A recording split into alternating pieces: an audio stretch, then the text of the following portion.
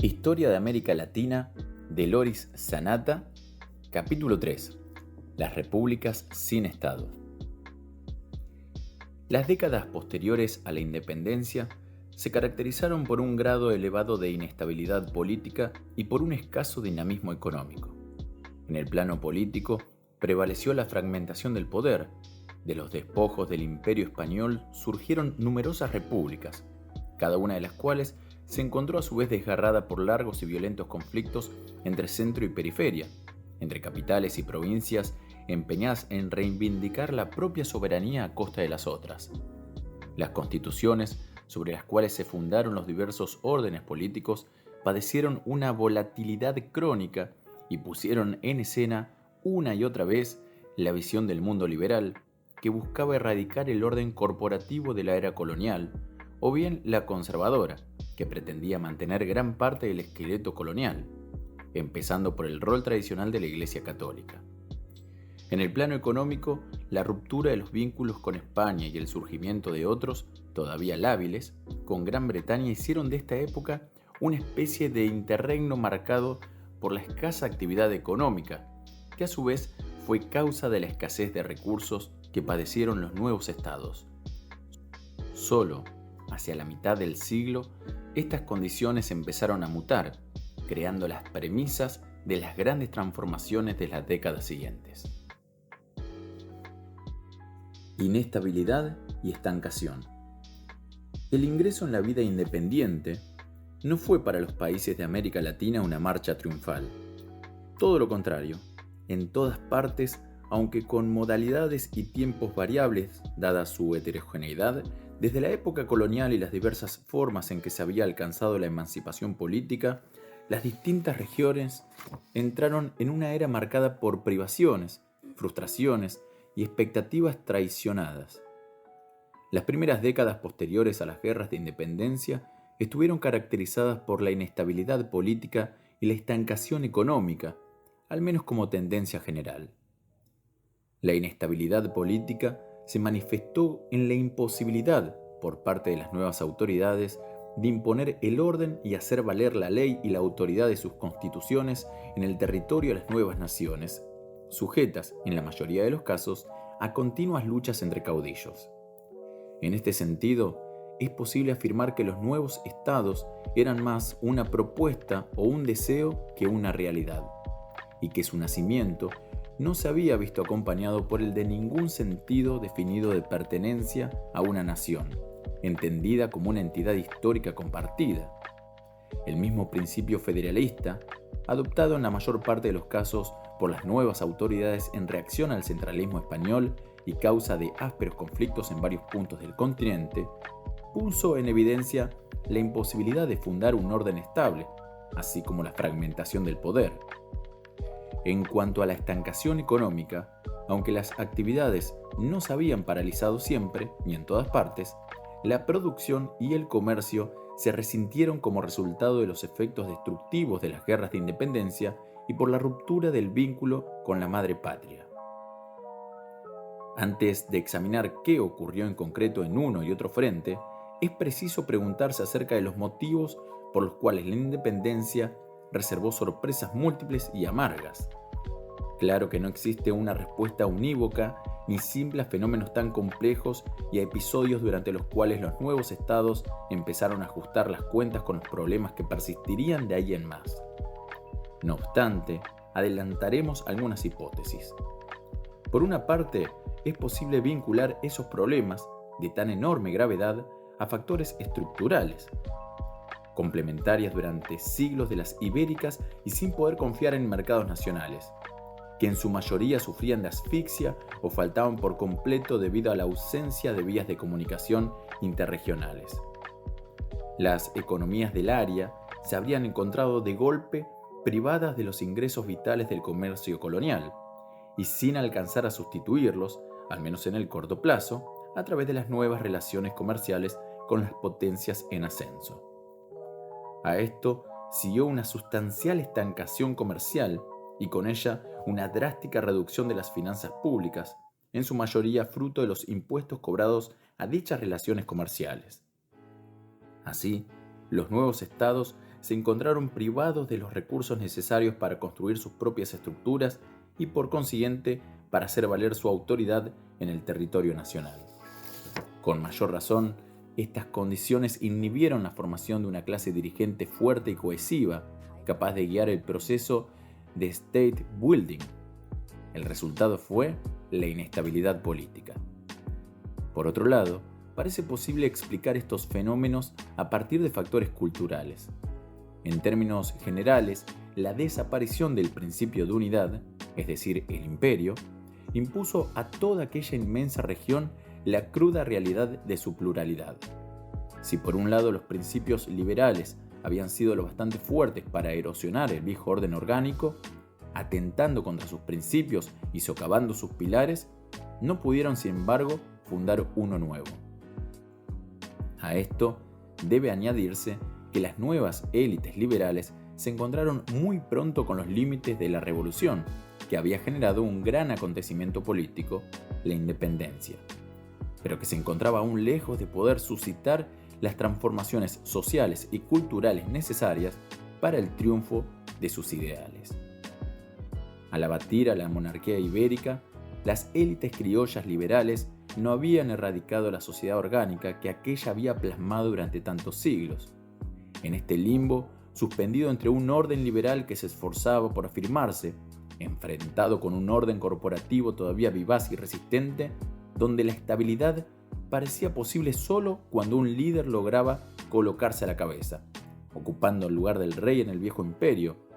Prosperó la inestabilidad política, causa a su vez, con las violencias y las divisiones que la caracterizaron, de la estancación económica. Liberales y conservadores. La historia política de América Latina en el siglo XIX está surcada por el constante conflicto entre liberales y conservadores. No fue el origen social lo que separó a unos de otros. En tiempos en los cuales la actividad política era coto de pocos notables, ambas corrientes nacieron en el seno de las élites criollas, esto es, en el vértice de la pirámide social. Tampoco puede decirse que fueran relevantes en el enfrentamiento los intereses económicos o la adhesión mayor o menor a los principios del libre comercio, en los cuales, grosso modo, todos en el curso del siglo XIX conservaban una fe que conoció pocos quebrantos. Antes que partidos propiamente dichos, dichas tendencias fueron durante mucho tiempo meras representaciones de personalidades bien conocidas, blancas, cultas y económicamente desahogadas. En muchos casos, la adscripción a uno u otro de los dos bandos no dependió siquiera de la ideología, sino del territorio o del grupo familiar de pertenencia. Dicho esto, es preciso aclarar que la divisoria de aguas entre liberales y conservadores siempre revistió importancia. En un primer momento se refirió a la forma del Estado y a la distribución de sus poderes, temas sobre los cuales los liberales sostuvieron con más convicción los ideales del federalismo y del parlamentarismo, pues consideraban que así provocarían el derrumbe del viejo orden político. Los conservadores, en cambio, favorecieron el centralismo y los gobiernos fuertes, juzgando que cuanto más se salvara del antiguo orden político, más se garantizaría la estabilidad del nuevo. No obstante, la más profunda razón que separó a liberales y conservadores fue el papel que unos y otros asignaban a la Iglesia Católica en los nuevos estados. Un papel que los conservadores buscaban reducir y del cual, en cambio, los conservadores se erigían en protectores. Fue precisamente esta la mayor causa ideológica de las violentas guerras civiles que se desencadenaron, en especial a partir de mediados del siglo XIX. Unos y otros experimentaron contradicciones profundas que les impusieron las circunstancias históricas. Aunque favorables a la causa de la Iglesia, en la cual hallaban un elemento clave del orden social, y aunque ésta se hubiera alineado en defensa del origen divino de la autoridad política, los conservadores debieron hacer propios el constitucionalismo liberal y el principio de la soberanía popular,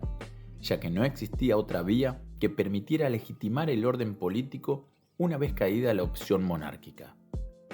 Aunque impulsaran una sociedad formada por individuos iguales y libres, propietarios e independientes, aligerada del peso de autoridades fuertes y de gobiernos centralistas concentradores del poder, los liberales debieron recurrir con demasiada frecuencia a la fuerza del Estado para extirpar el lastre corporativista e imponer la libertad en terrenos poco fértiles para sus ideas. Las constituciones. A mediados del siglo XIX, y dando por descontadas las obvias diferencias entre un país y otro, el panorama político de América Latina fue dominado por notorios contrastes.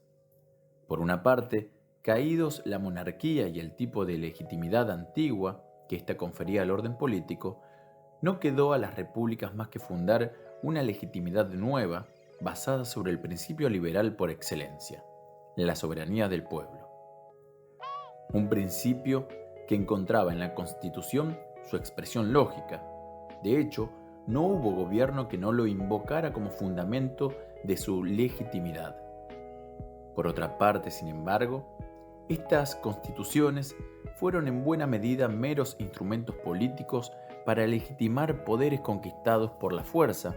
y mantenidos a través de métodos muy distintos de los sostenidos por los principios liberales, hasta el punto que, en un mismo país, diversas constituciones se sucedieron una a otra con un alto grado de frecuencia y a menudo no fueron mucho más que textos elegantes desprovistos de toda consecuencia práctica. Letra muerta, según algunos. Esto ocurría mientras el poder real, no formal, se organizaba por fuera de aquellas constituciones, se fragmentaba y ruralizaba, es decir, mientras la autoridad política caía en manos de los caudillos, jefes políticos y militares que estaban en condiciones de ejercer el poder con mano de hierro sobre un territorio determinado, y mientras esa autoridad abandonaba las ciudades como si fuesen simulacros vacíos de instituciones imposibilitadas de imponer sus leyes a los potentados de provincia y de las áreas propiamente rurales, allí donde parecía afinarse el corazón de la vida local, apenas comenzaba la estancación de los intercambios comerciales con el exterior.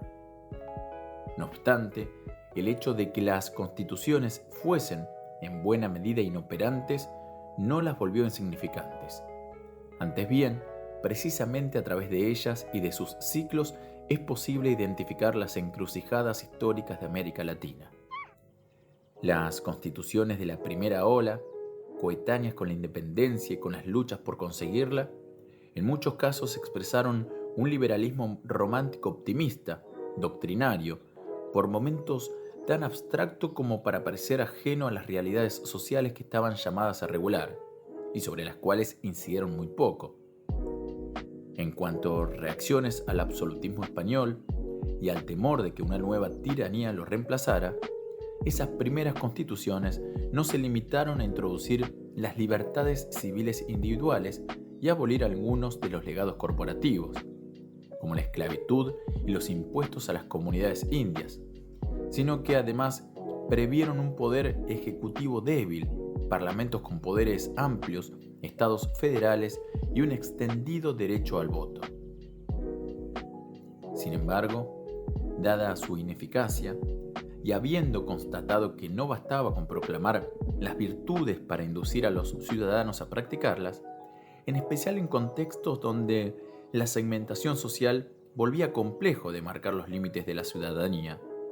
una segunda ola constitucional, que había durado más o menos desde las declaraciones americanas de independencia hasta mediados de siglo, expresó principios conservadores y centralistas, a veces remitiéndose con respeto a la Constitución de Cádiz, bien vista por los profesionales civiles que residían en los centros urbanos, otras veces declarándose herederas del modelo napoleónico, popular entre los militares. En síntesis, esta nueva ola postuló la necesidad de adaptar el principio liberal de la Constitución a las tradiciones y realidades sociales locales, sobre las cuales prevaleció el juicio amargo y pesimista que ya observamos en Simón Bolívar. No por azar, las nuevas constituciones atendieron mucho más al orden que a las libertades. Limitaron el acceso al voto sobre la base del censo y dejaron olvidadas las ambiciones de limitar el poder eclesiástico. Antes bien, propendieron a ver en la Iglesia un eficaz instrumentum regni. En definitiva, establecieron gobiernos fuertes y estados centralistas,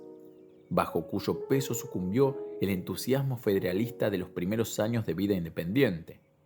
Sin embargo, esto no bastó para volverlos más eficaces que los precedentes, sino por breves periodos durante los cuales algunas áreas, con Venezuela, Chile y la vasta provincia de Buenos Aires, bajo la férrea dictadura de Juan Manuel de Rosas, vivieron momentos de relativa estabilidad. Aún, bajo la jurisdicción de aquellas constituciones, en la mayoría de los casos el poder político fue ejercido por caudillos, es decir, por jefes políticos y militares de perfil social heterogéneo, con un modo de ejercer el poder mucho más consonante con las viejas costumbres que con el nuevo espíritu constitucional. Aunque muchas veces ejercido por la fuerza e incluso extendido a nivel social, su fundamento era una amplia red de clientelas informales, familiares en el sentido más amplio del término, a la cual el caudillo garantizaba protección a cambio de lealtad, prebendas a cambio de obediencia. Dado que su autoridad estaba por encima de leyes y normas y era arbitraria y personal,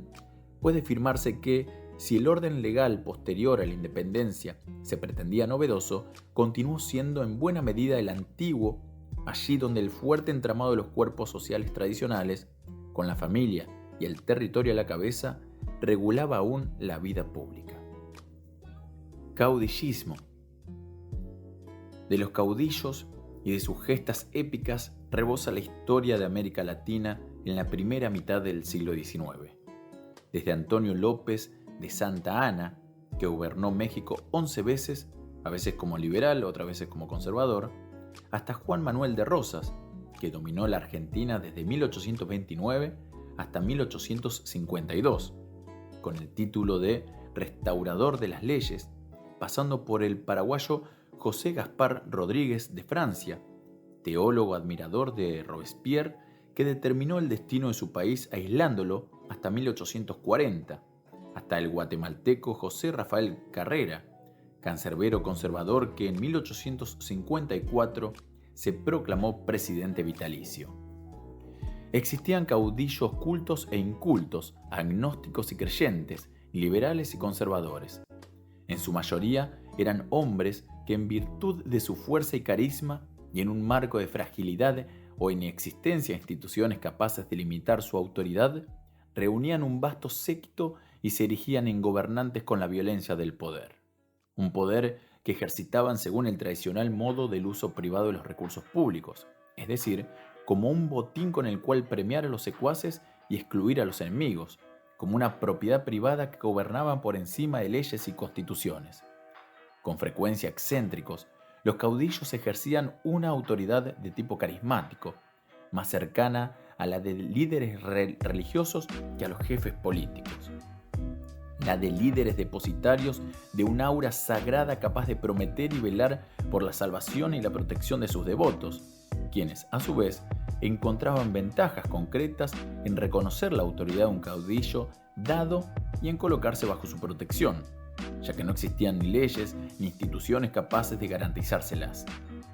Es posible afirmar entonces que, en estas sociedades desprovistas todavía de Estado,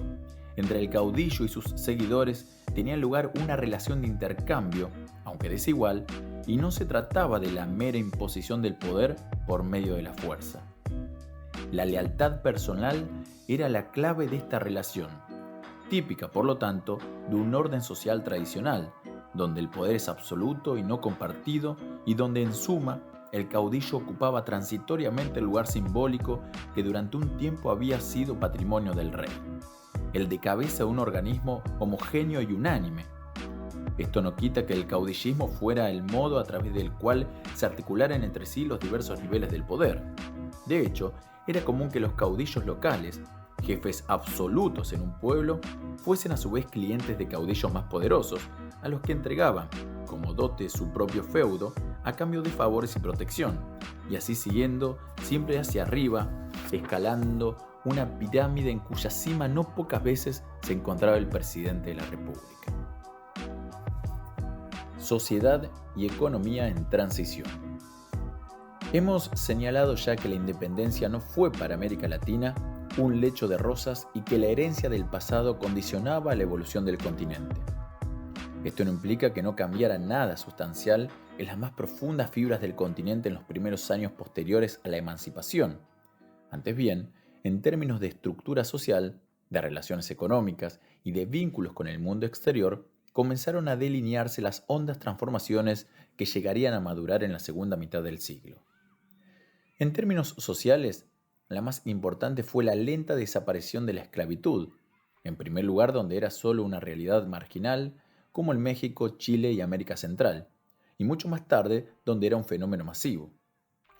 Esto no ocurrió por influencia decisiva de lo establecido en las nuevas constituciones, dado que en realidad desapareció en forma bastante más gradual que lo que había sido proclamado por ellas, sino por los crecientes obstáculos a la trata de esclavos, por su escasa productividad y porque a menudo fue el precio a pagar para enrolarlos en las Fuerzas Armadas. Así, a mediados del siglo XIX, la esclavitud seguía vital solo en las costas del Mar Caribe y en Brasil, donde continuó en vigor hasta 1888.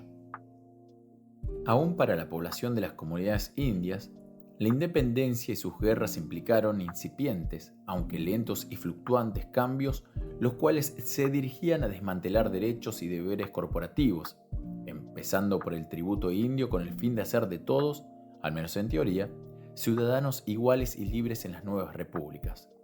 Dicho objetivo con frecuencia quedó entrampado en los problemas fiscales de los nuevos estados, los que los indujo en muchos casos, en especial en Perú y Bolivia, a mantener por largo tiempo los tributos indios,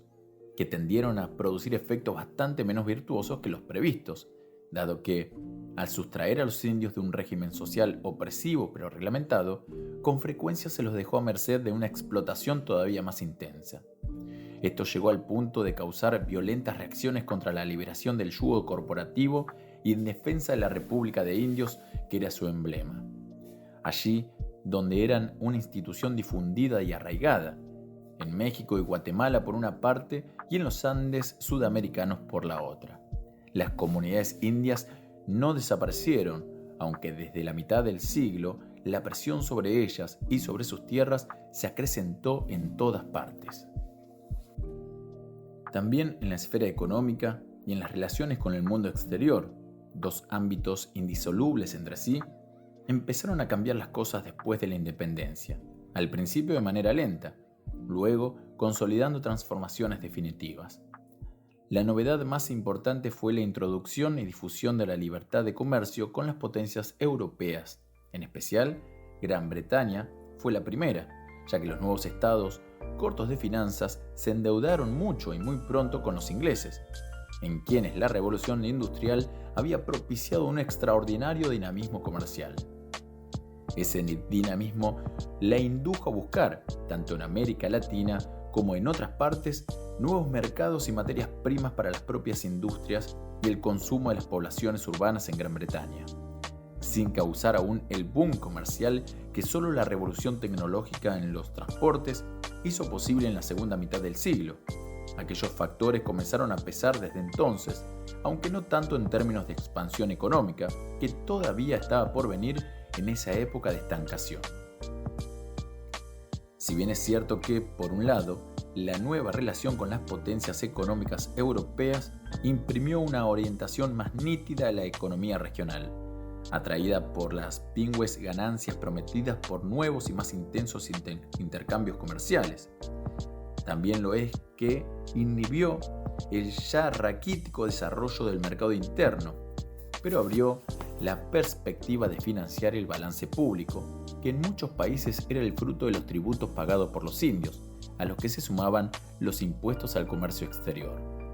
Por otro lado, estos nuevos intercambios establecieron las premisas de la creciente influencia política y económica tanto del estrato comercial en crecimiento en las principales ciudades portuarias como de los terratenientes propietarios capaces de producir para los mercados externos.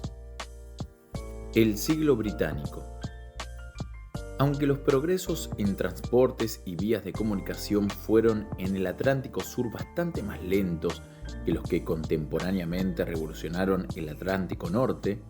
y aunque las guerras civiles latinoamericanas crónicas limitaron o retrasaron en muchos casos el comercio y las inversiones en las décadas centrales del siglo XIX,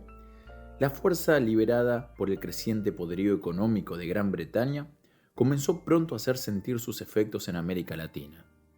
Los historiadores no se han puesto de acuerdo sobre dichos efectos.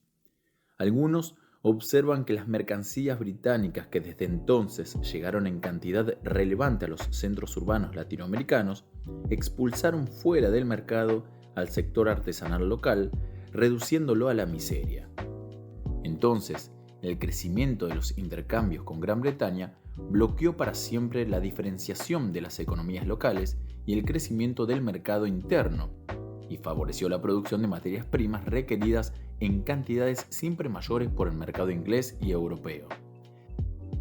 Demanda que comenzó a acrecentarse a ritmos vertiginosos hacia mediados de siglo. En cambio, otros consideran que lo primero que hizo Gran Bretaña, en virtud de la libertad comercial recién introducida, fue empezar a sustituir la asfixia del monopolio español, responsable a su vez de haber penalizado con sus exportaciones textiles y de otro género a los artesanos americanos, y de haber inhibido en América Latina tanto el crecimiento del mercado interno como la diferenciación productiva. En este sentido, el capitalismo británico, mucho más vigoroso que el hispánico, habría abierto perspectivas inéditas para las economías locales, gracias al lento pero constante florecimiento del comercio, al cual, desde la mitad del siglo, acompañaron con su inmensa fuerza los grandes bancos de inversión y las empresas ferroviarias. En general, los desarrollos variaron de zona a zona. Allí donde, como en México, existía desde hacía tiempo un mercado interno,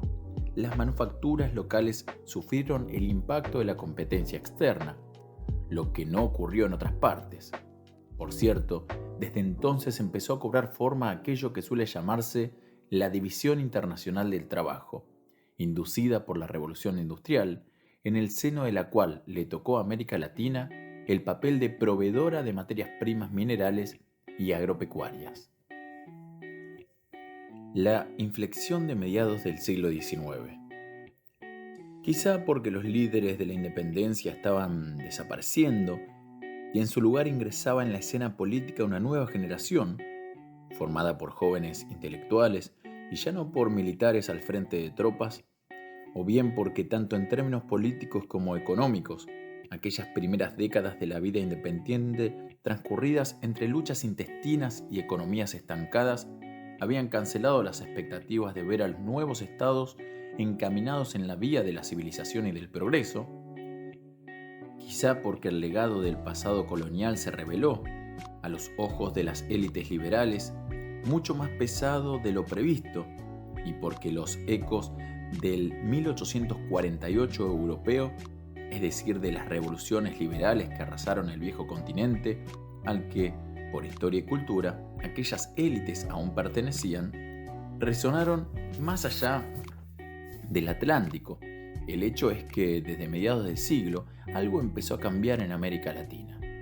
En todos los ámbitos se respiraba un aire nuevo, imperaba un nuevo espíritu de los tiempos que prenunciaba grandes cambios y, como siempre ocurre en estos casos, vaticinaba convulsiones políticas y sociales no menos radicales. Fue un giro complejo de los acontecimientos, ocurrido en modos y tiempos variables en cada país, en el cual resulta posible individualizar un rasgo común en gran parte del continente. Confluyeron las nuevas oportunidades que se abrían a la región a través de la integración comercial y financiera con las más grandes potencias del hemisferio norte,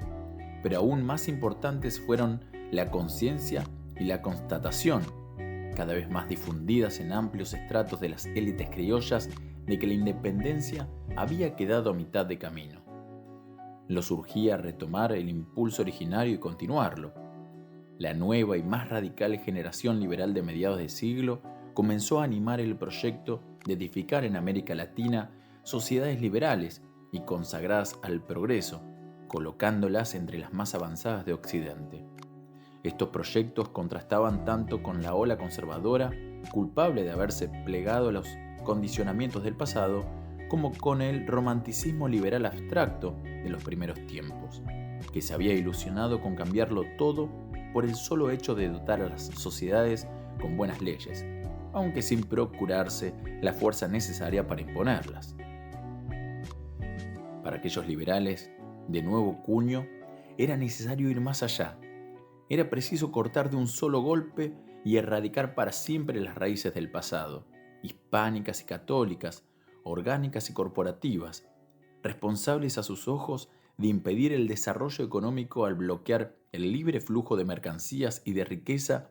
y de obturar la afirmación de las libertades civiles, al encerrar a la población en los tradicionales recintos corporativos.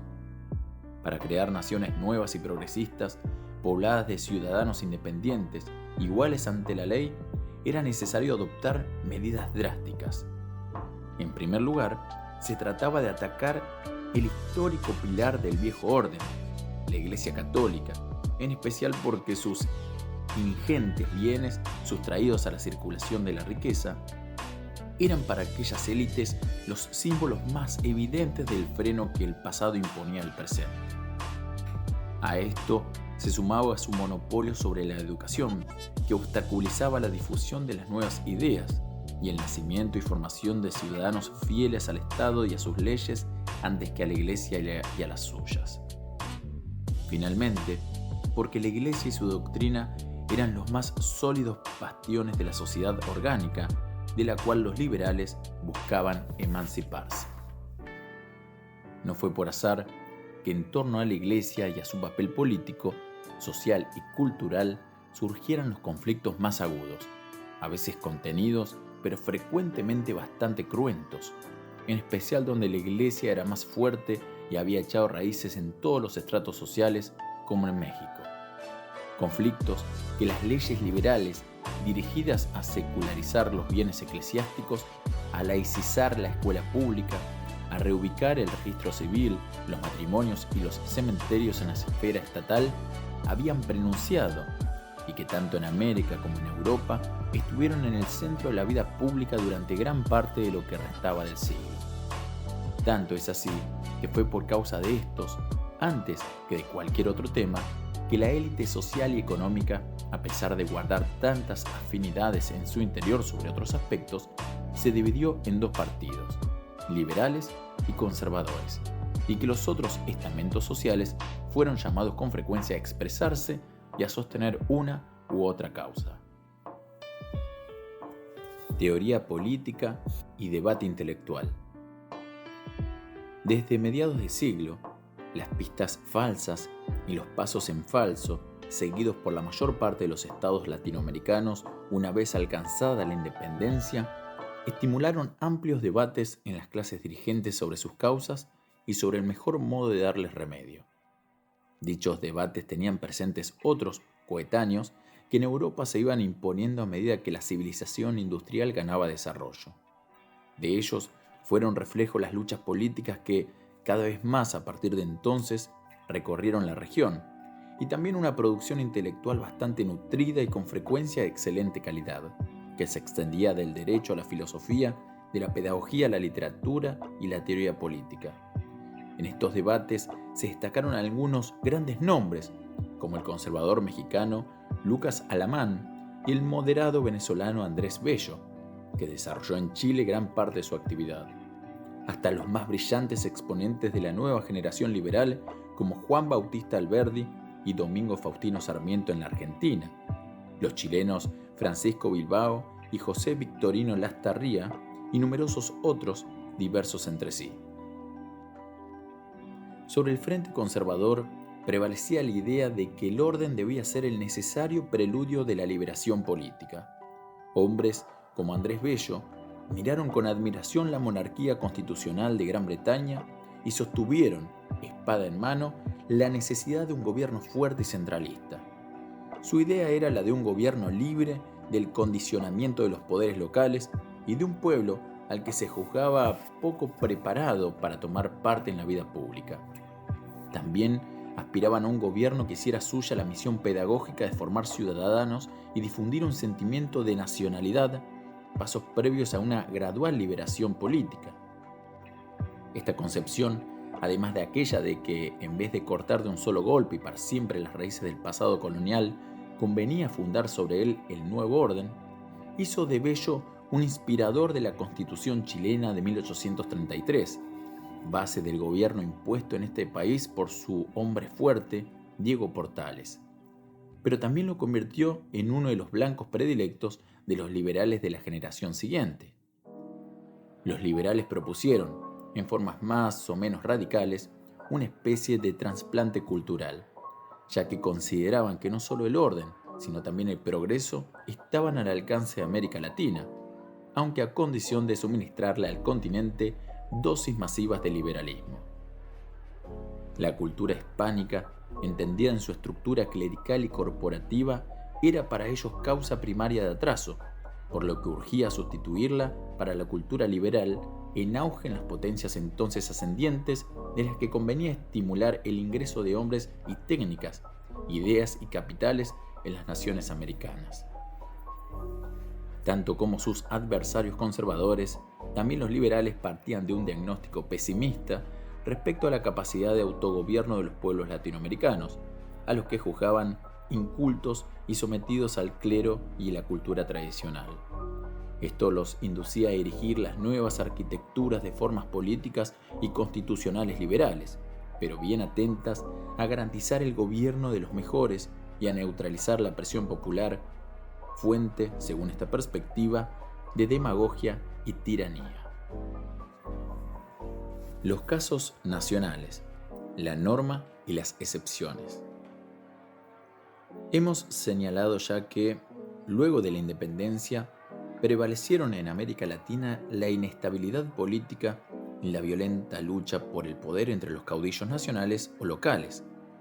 Queda, sin embargo, por ver si es posible emerger de ese laberinto de conflictos y si, en ese panorama caótico, despunta alguna excepción. Todos los nuevos estados y las viejas unidades administrativas de la era colonial se deshicieron en 1000 pedazos. Una vez derrocado el rey, cada territorio o ciudad con peso propio se adueñó de su soberanía o retomó la posesión de lo que consideraba una libertad antigua que le correspondía apenas estuviera disuelto el pacto con el soberano, de la cual ningún otro territorio, y menos que nadie una ciudad vecina o una capital amenazadora, podía declarar vocación hereditaria. Fue así que en 1840 se disolvió la Confederación Centroamericana nacida en 1823, y de sus ruinas surgieron los estados de Guatemala, Honduras, Salvador, Nicaragua y Costa Rica. La Gran Colombia soñada por Bolívar y nacida en 1819 se disolvió en 1830 y dejó la vía libre al nacimiento de Colombia, Venezuela y Ecuador. En tanto, el Virreinato del Perú perdió Chile y Bolivia, cada una de las cuales formó un estado independiente. Por último, las Provincias Unidas del Río de la Plata se disgregaron y la Argentina fue incapaz de mantener junto a sí al Paraguay ni impedir el nacimiento del Uruguay. Además de estar enfrentados y de no contar con fronteras precisas, fuente de añosos conflictos y tensiones, desde un primer momento los nuevos estados se vieron surcados por profundos desgarramientos, cada uno por motivos singulares, aunque en el fondo todos guardaran similitudes. En verdad, de un modo u otro todos fueron presa de conflictos entre el centro y la periferia, la costa y el altiplano, el puerto y el interior, entre una ciudad y otra. En suma, entre territorios celosos de la soberanía apenas conquistada y en absoluto dispuestos a sustituir la tenue sumisión a un rey lejano por la mucho más rígida a un poder más próximo e invasivo.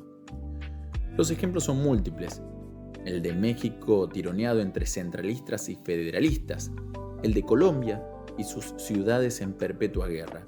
el del Perú y sus guerras civiles, el de la Argentina y la insanable rivalidad entre Buenos Aires y las provincias del interior son solo algunos.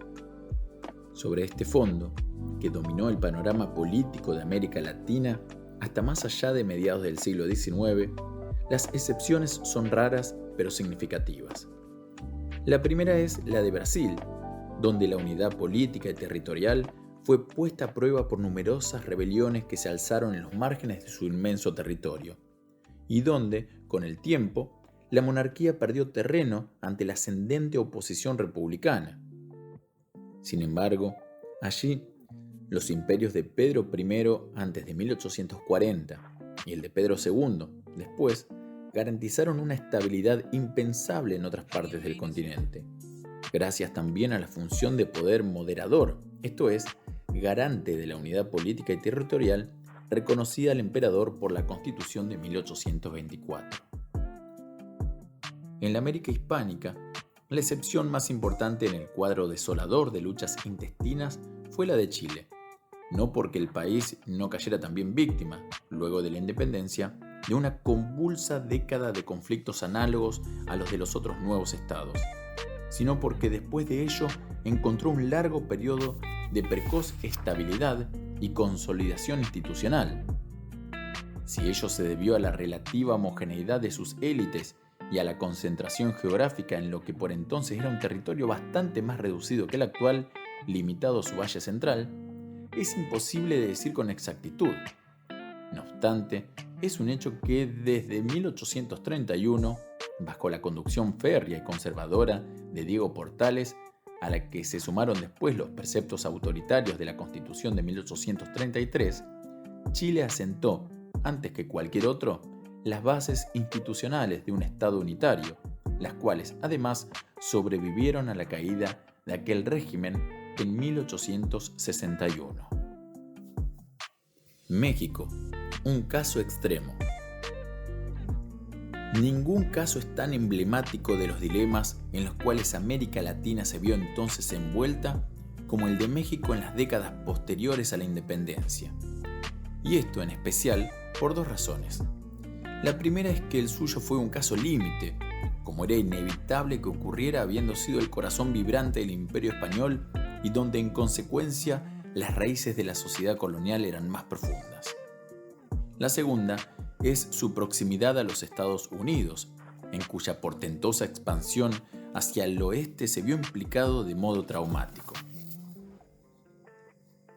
A propósito de la primera razón, no sorprenderá que en México los conflictos entre liberales y conservadores se volvieran más radicales y violentos que en otras partes. El prestigioso líder del liberalismo mexicano fue Benito Juárez, inspirador desde 1855 de la Reforma, un conjunto de leyes dirigido a demoler los privilegios de la Iglesia, de la cual confiscó las propiedades, a laicizar la educación pública y a promover la economía de mercado liberándola de las trabas corporativas. Estos objetivos fueron perseguidos también por medio de la abolición de las comunidades indias, sobre la base de la idea, que después se reveló ilusoria, de que adquiriendo individualmente las tierras, los indios se transformarían en propietarios independientes y en ciudadanos iguales a todos los de la nueva nación mexicana.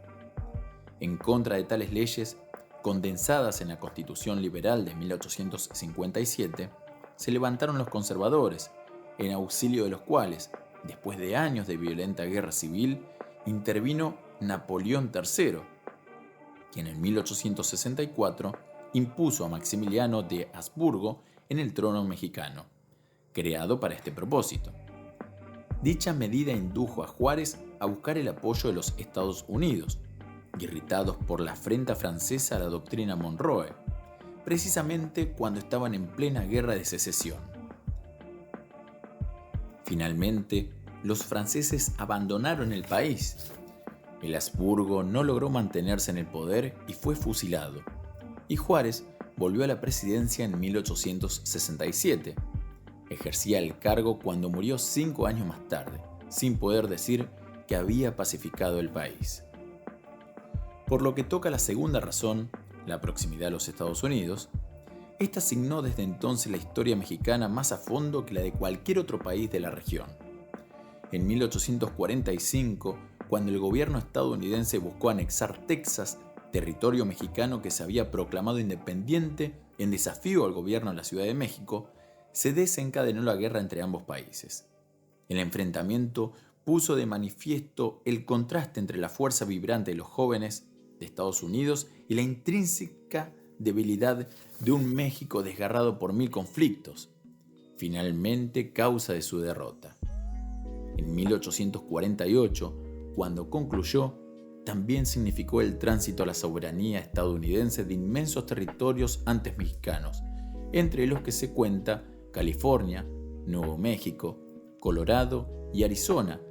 con lo que los Estados Unidos se allanaron la vía hacia el Océano Pacífico, dejando abierto un gravoso conflicto contencioso con su vecino del sur.